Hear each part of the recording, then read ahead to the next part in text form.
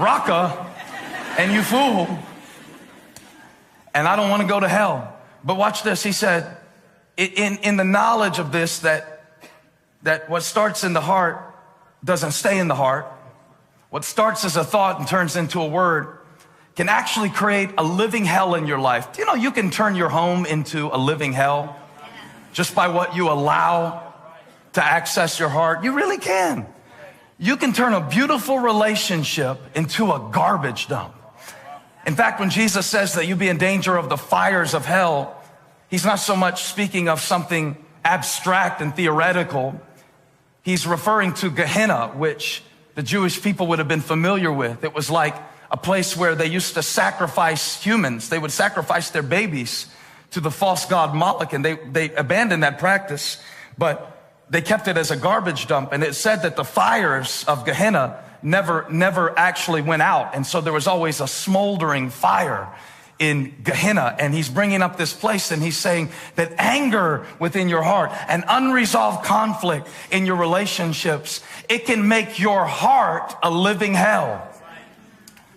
I hope you guys enjoyed the sermon last week. This one's gonna be a little different this week, so I hope you were. But there's a reality to be examined here about the progression of offenses in our lives. Have you noticed that we live in an age of perpetual offense? I mean, everybody is offended about everything all the time. No, I'm serious. I have to pray for 20 minutes before I post anything on Instagram or Facebook, just to think about how can I possibly phrase this where I won't offend somebody. I remember a couple years ago that I put, and this is years ago and I still remember it, I put something on Twitter that I thought was very clever because I was studying a sermon on sanctification. And I was trying to find a way to preach about sanctification that wouldn't put the people to sleep. Because if I just stand up and say, I'm going to talk to you today about sanctification, I would lose a lot of my audience that isn't as spiritual as Brad. So I was trying to just put it in real terms. And God gave me this phrase. He said, you should live in your sermon. People don't need sermons that smell like a library. They need sermons that smell like real life. And I was so impressed with that thought. I put it on Twitter. I said, sermons should smell less like a library and more like real life. And this lady tweeted me back. She was a librarian. She wanted me to know she was highly offended. She said, great, just what I needed. My pastor taking shots at my chosen career and profession. How would you feel if you were a librarian? Well, lady, I didn't mean it like all that. Just offendable. Christians are the most offendable people on the planet, which is kind of ironic considering that our whole religion revolves around a relationship with somebody that dropped every offense that we had committed against him. That's kind of weird to me. I'm serious, man. You have to be really careful. People just get offended. I know I'm easily offended. God's working with me on this. He spoke to me a while back. He said, the reason it's so hard for you to stay happy is because it's so easy for you to get offended. If you want to make it easier to stay happy, make it harder for you to get offended. So I'm working on this becoming unoffendable project. And I want to invite you in on it because Jesus says that this offense, however it started with your brother and sister, if you entertain it, it creates a living hell. It spirals out of control. Things can spin out of control so quick you don't even know it's happening. And the enemy's agenda in your life is destruction. Thief comes to kill, steal, and destroy. That's John chapter 10, verse 10, note takers. And his agenda is destruction. Every good and perfect gift comes from above. God's the giver, enemy's taker. He wants to destroy every good thing that God puts in your life. Okay, that's his agenda. His strategy is division. Jesus shared with us in Matthew 12:25 that a house divided against itself can't stand. Abraham Lincoln didn't say that. Jesus said it. Jesus said that if the enemy wants to destroy your house, the first thing he must do to destroy your house is to divide your house. Are there any newly married couples in church today? Newly married? Why are you clapping for them? They haven't proven anything yet. Is that pity applause? Newly married couples, just one more time. Let's see. I'm saying like maybe like you're newly married. How new? A year, that counts. Would you come on the stage? Do you mind? I don't want to embarrass you in any way. Is your wife here? She's not here? You got to sit down. And you would have been great too. Anybody here with your wife that's newly married and you guys actually made it to church together today? I'm just kidding. I'm sure she's serving in ECAS. Would you? 2 years? 2 years? Yeah. Come on if you don't mind. Come on, let's give them a hand. Come on, guys, give them a hand. This is brave. They have no idea what they're getting into. Now, I'm not just going to preach about marriage, Coach Dave, but I figure if I use a marriage illustration and apply to every relationship, keep clapping while they come. Come on, guys, and clap. Your name? Stephanie and Dan. Good to have you guys. Yeah, come on all the way up. That'll be great. Let me show you what the devil wants to do in your relationship, because God said that the two shall become one. This is exactly what the enemy wants. So every battle you're going to fight, every argument about the dishes, really, it's the enemy's agenda is destruction. And so his strategy is division. And the enemy, I don't know if you believe in the devil or not, but the enemy, Stephanie's not going to be happy until he sees you like this. And what I just showed you, the Bible says that marriage is even a picture of Christ and the church. So what he wants to do to them, he wants to do to this whole church.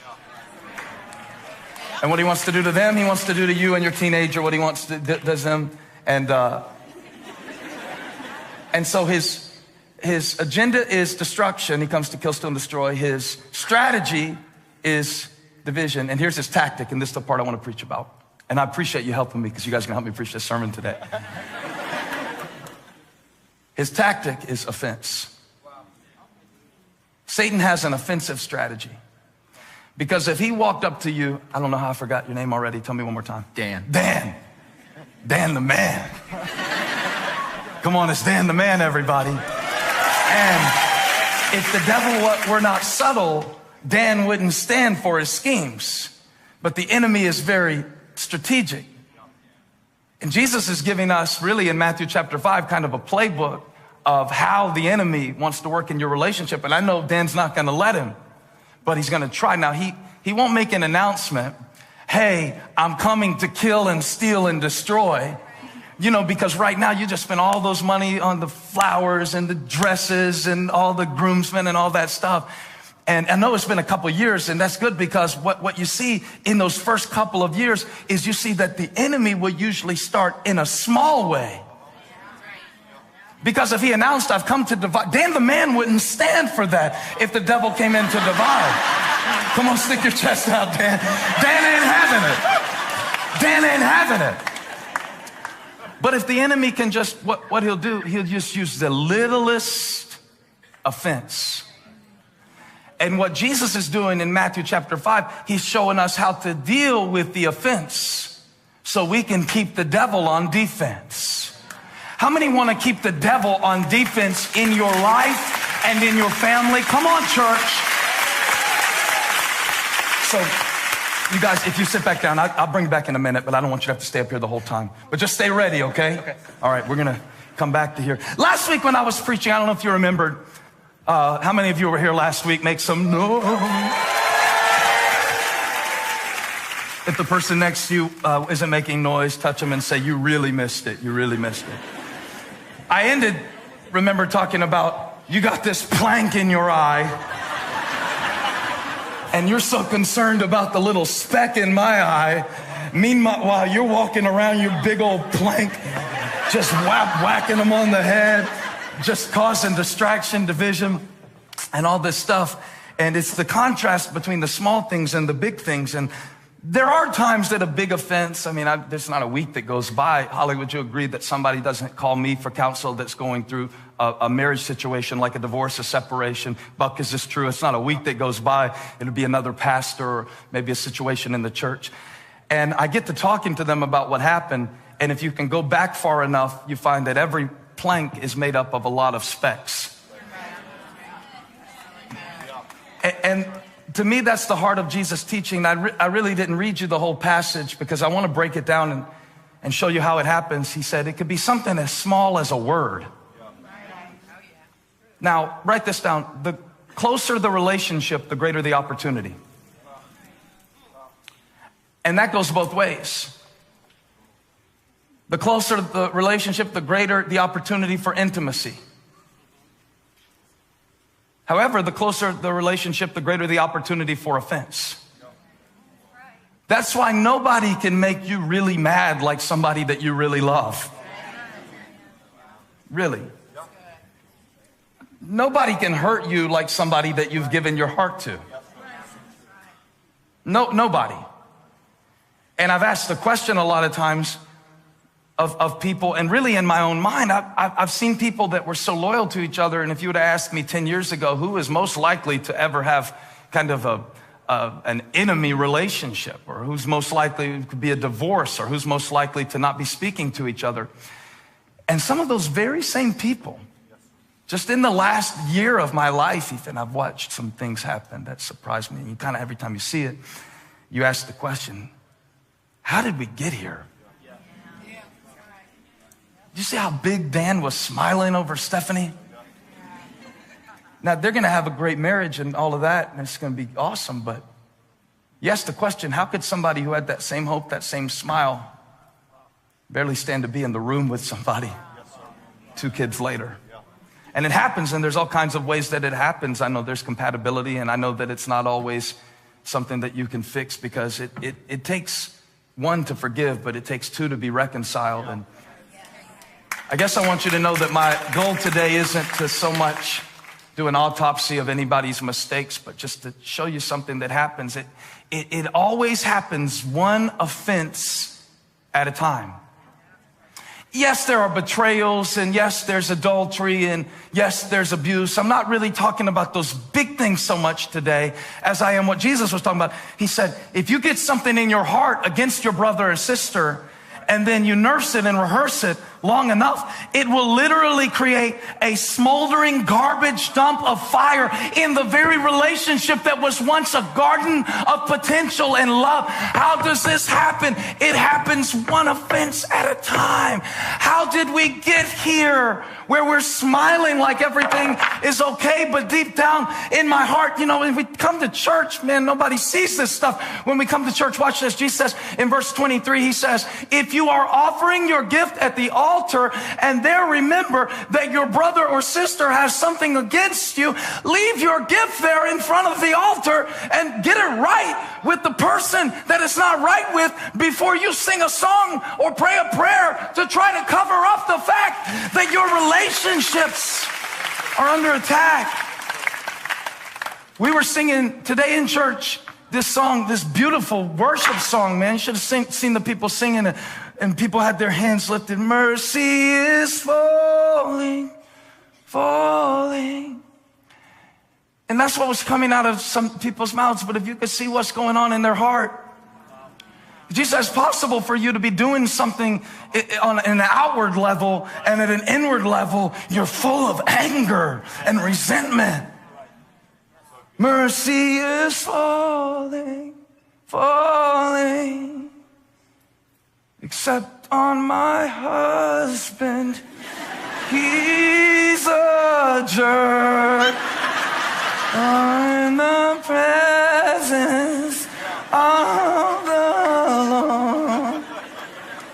If you could hear what was happening in the hearts of people, how do we get here? Jesus says it starts small, but 1 offense at a time. The devil wants to tear Dan's heart from Stephanie's heart.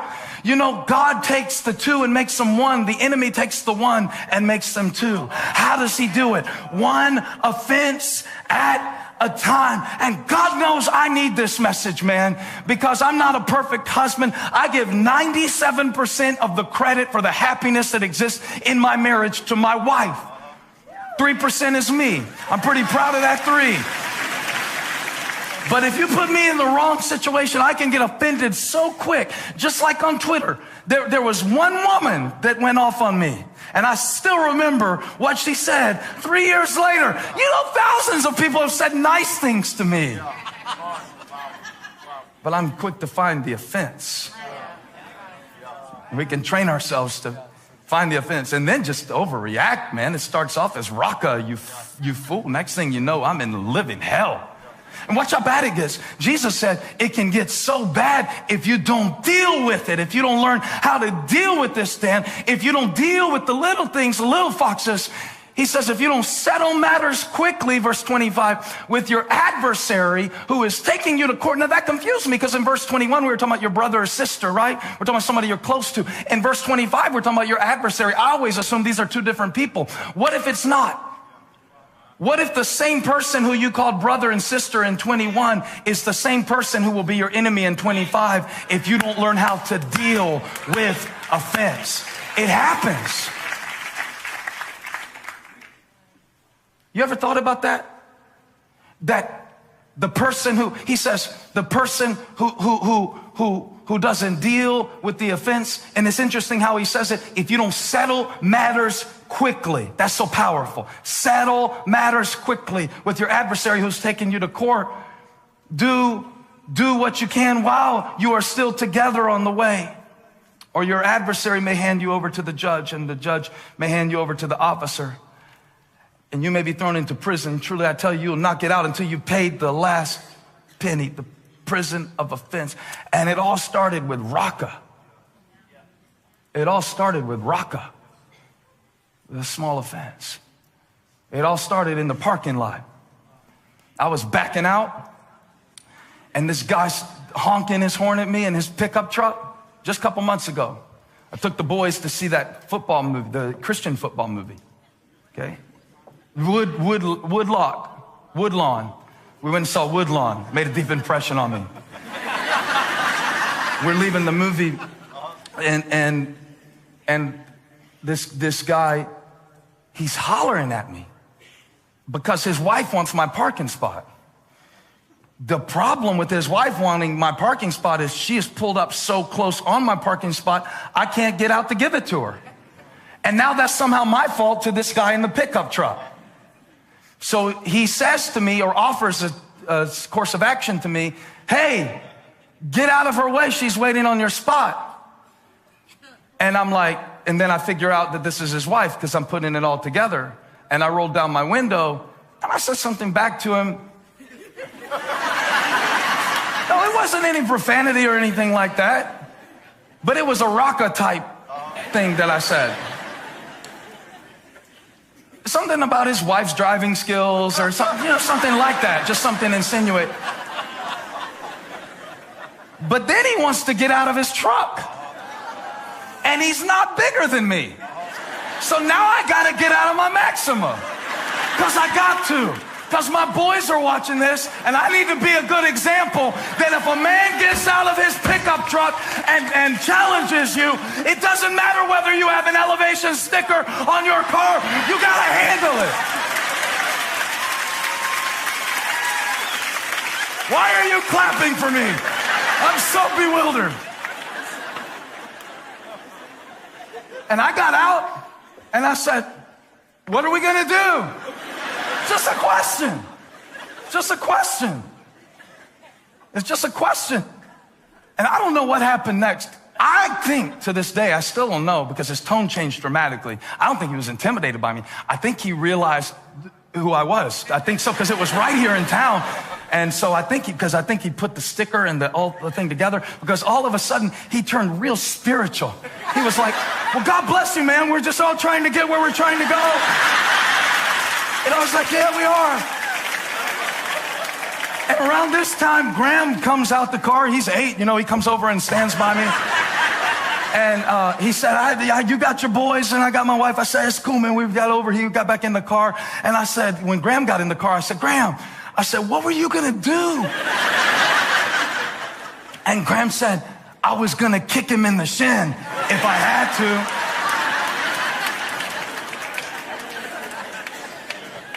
And Elijah, my older son, he speaks up and says, Daddy, a better question is, what were you going to do?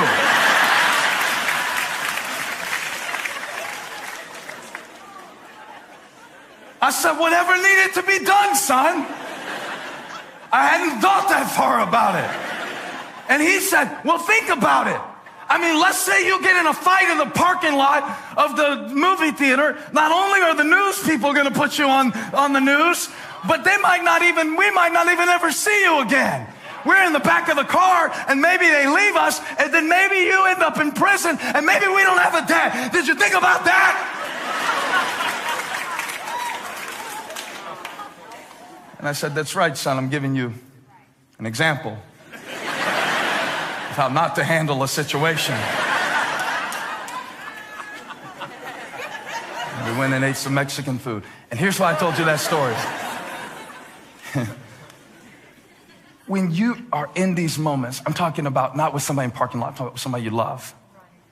You're not thinking through the fact that this is going to end up with me and you and an attorney sitting down talking about dividing our assets. That's not how division happens, because the enemy's agenda is destruction. His strategy is division, but his tactic is those little offenses. Come on, Dan and Stephanie, come back. I need your help, because bring out my garden. Come on, it's Dan and Stephanie, everybody. 2 years. We're gonna get them to 20. We're gonna get you to 20. I so appreciate your help. I'm gonna send you guys to your favorite restaurant. What's your favorite restaurant, Stephanie? What's her favorite restaurant? I was gonna say Bakersfield, but it's P.F. Chang's. P.F. Chang's, I love it too. So here's a garden. This represents the love of a relationship and all the potential of a relationship. And this, of course, represents the offenses that are going to come into your relationship. Now, you don't have to be married to get a whole lot out of what I'm saying right now. This will apply to anybody in your life who is important to you and show you exactly what the enemy will try to do. Like, for instance, I don't know if Stephanie's a good cook or not. Oh, yeah. Yeah, good.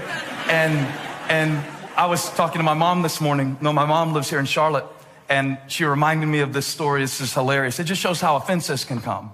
Because the question isn't, are offenses going to come into your relationship? That's not the question. They're going to come. They're going to come. The question is, what are you going to do with them? That's what determines whether or not you keep a strong relationship with God, with others, with yourself.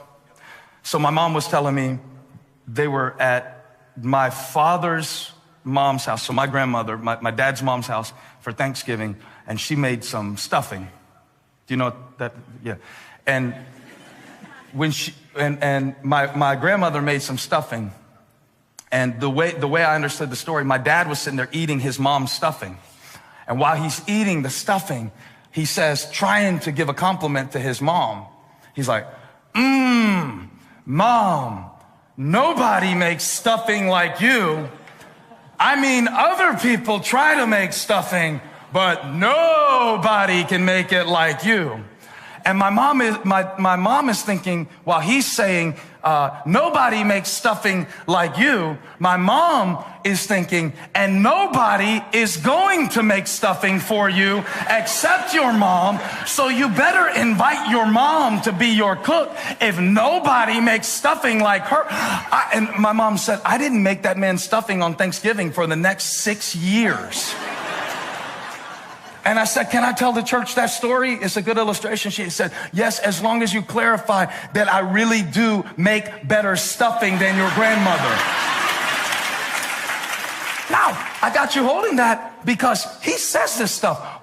He says these unintentional things because men are stupid. And we just say stuff. We don't realize what we're saying. And we just say stuff. And maybe Dan hasn't done it yet. To me, he looks like an intelligent man. But he's going to say something.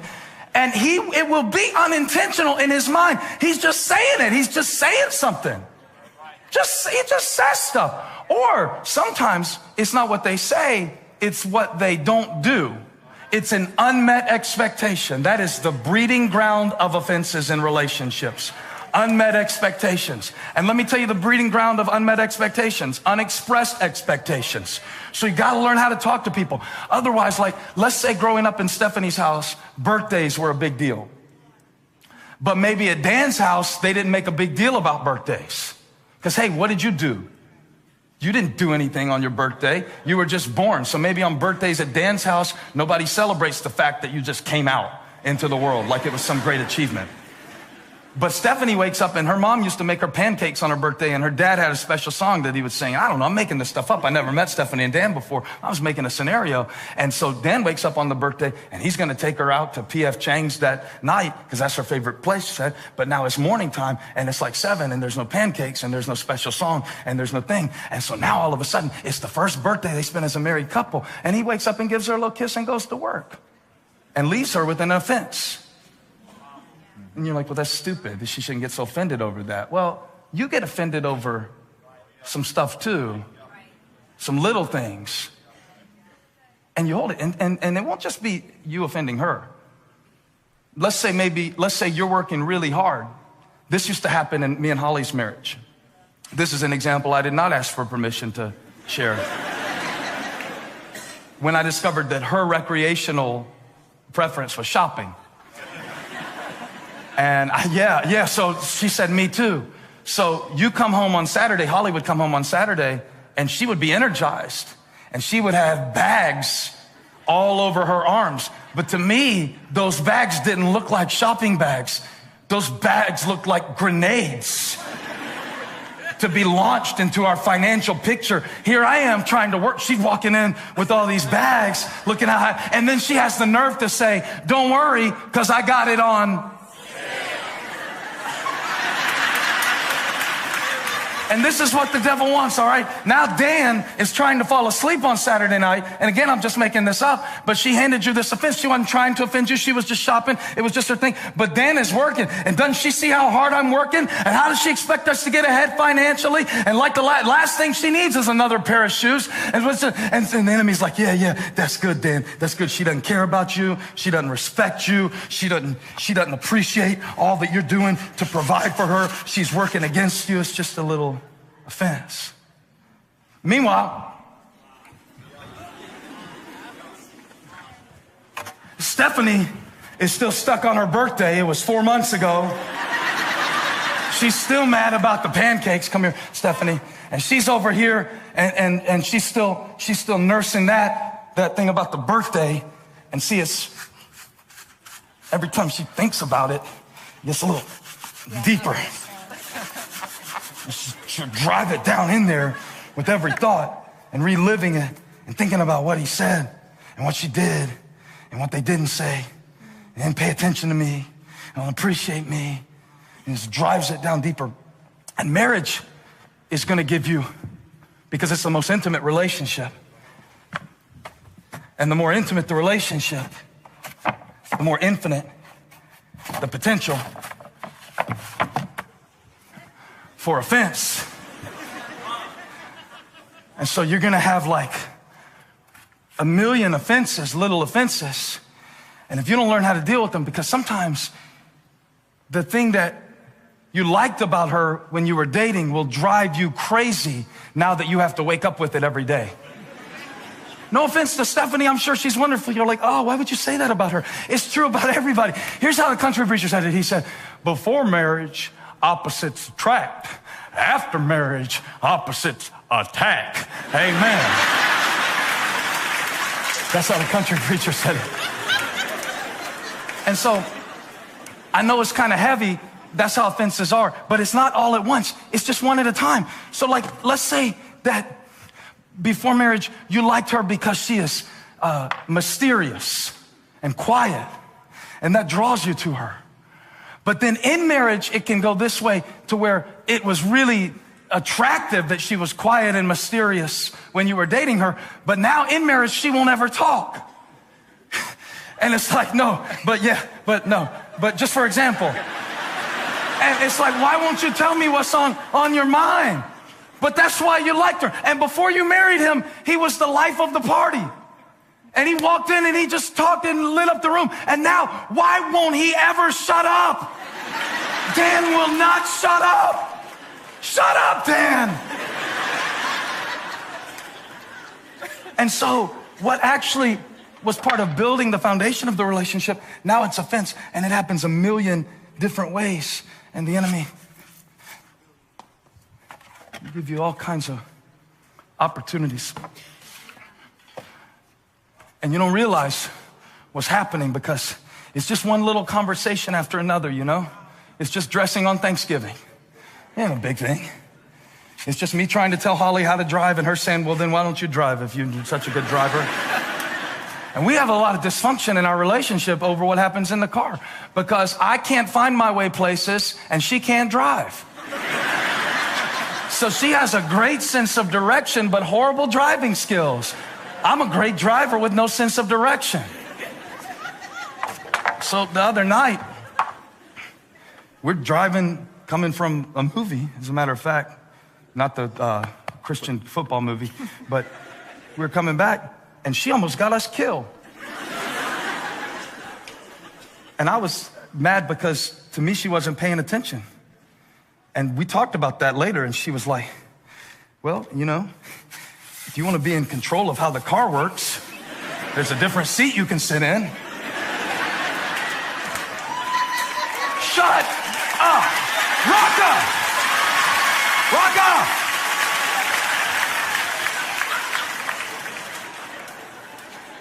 That's the biggest problem you have? No, it's not the biggest problem we have. It's just the one I'm going to tell you about. It's none of your business what problems we have. But see, offense by offense, if we don't learn what to do about this, the enemy would love just one conversation after another. You don't make a decision to walk away from a relationship that you love. You don't see them becoming your enemy in Matthew 5:25. It's just one unacknowledged effort after another. And you start thinking, well, I'm the only one who ever takes out the trash around here. Well, I guess I'll do it again, like always. No, it's good. I got it. It's not a problem. I would love to get up with the kid again in the middle of the night. No, it's fine. I know. You got to work. And now, what started as just a small offense, now what God joined together is separated because of offense.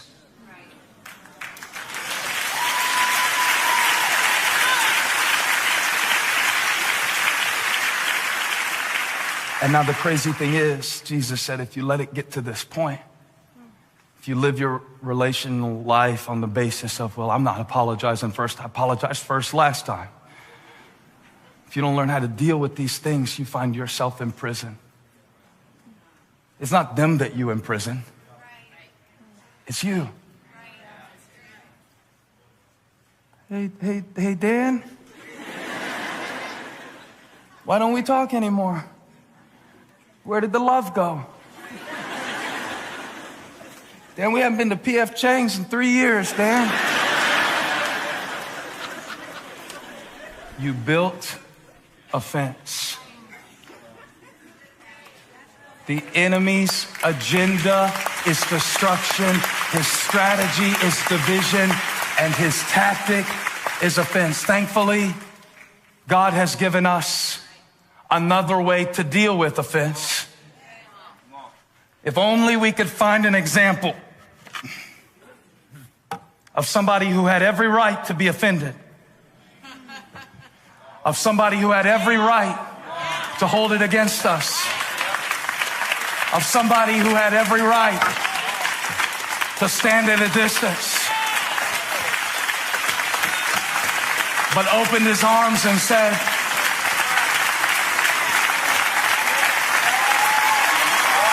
this is the way of relationship. And the Lord gave me a real specific word for somebody who needs reconciliation in your relationship. It's very simple what they have to do. If they're going to stay like they started, if we're going to get back to where we were, we're going to have to learn. Watch this. This is very profound. It's deep. You're going to miss it. This is what you're going to have to learn. You got to learn to drop it. You got to learn to drop it. And I don't mean suppress it. I don't mean you don't deal with things after they happen. But after you've had the conversation, Dan, I like pancakes on my birthday, then drop it. Touch somebody, say drop it. I mean the moment the offense, because you can't always control what's handed to you, but you can control what you do with it. So what are you going to do with the offense? Come on, Dan. You can't choose anybody else's actions. The enemy wants you to drive it down deep. You know, he wants you to think about it and miss all the reasons that the person has worked their way into your life and miss all the things they've done for you. And he wants to drive it. But God says, drop it. I believe that there are some things that we need to drop tonight. In fact, Jesus said, this is so important, that if you are in church at the altar offering a gift and a sacrifice, but the primary relationships in your life are dysfunctional and need reconciliation, you can't even properly connect with God unless you drop it. Do it again, Dan.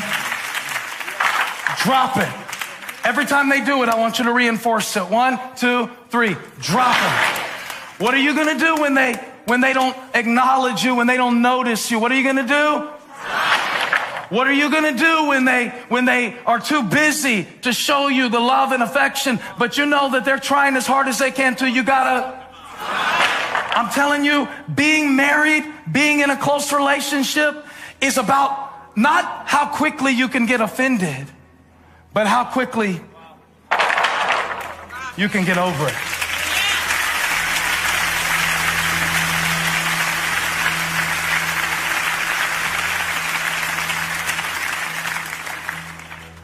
And I want everyone to stand at every location because I want to pray for some people. Thank you, guys. Would you give them some love? That was amazing. They're walking off hand in hand.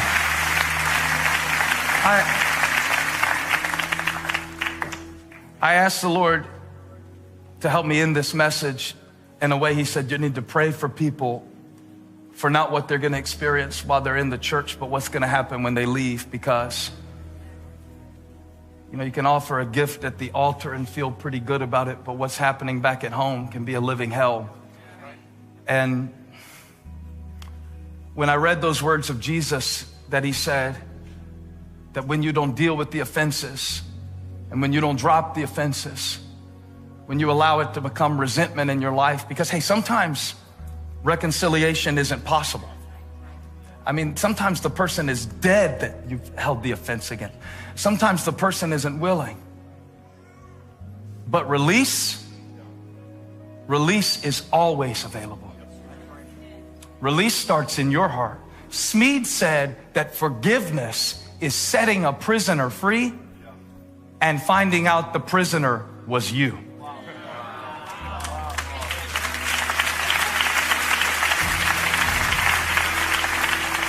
So I believe God wants to release some people today. Release you from some things you've been holding on to. Some things that have been keeping you at a distance. Some things that have been keeping you divided.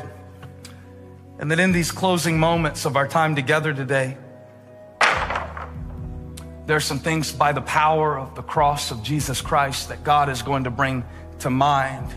Some offenses that you've been building in some very important relationships, and that God is going to begin to demolish your excuses and break down your pride and your walls today.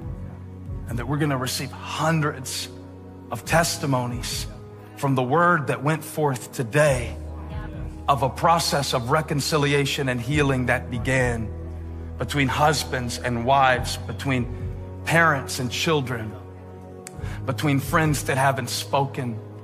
God says, drop it. Man, I feel the spirit of Snoop coming on me right now. And I want to say drop it like it's hot.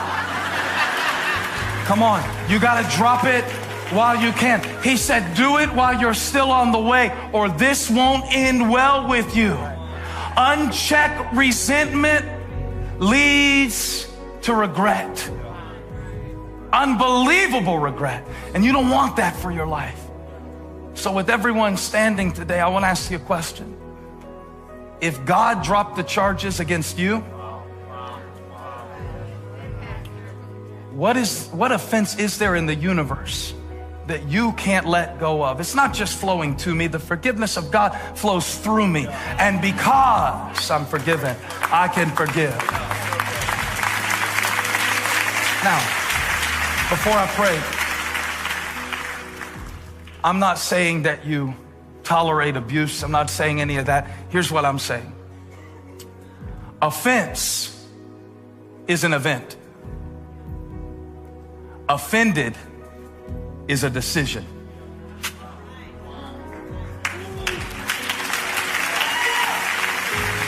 Again, offense is an event. They hurt me. Offense is an event. We need to work through this. But to live offended as a believer in Jesus Christ and to stay that way and to live in that place denies the very nature of the salvation that you claim to have received. So we want to make some decisions today. If you feel comfortable, would you just lift your hands as a sign of release? Nobody's looking at you. Don't even worry about the crowd right now. Father, in this moment, we come before you and we just release.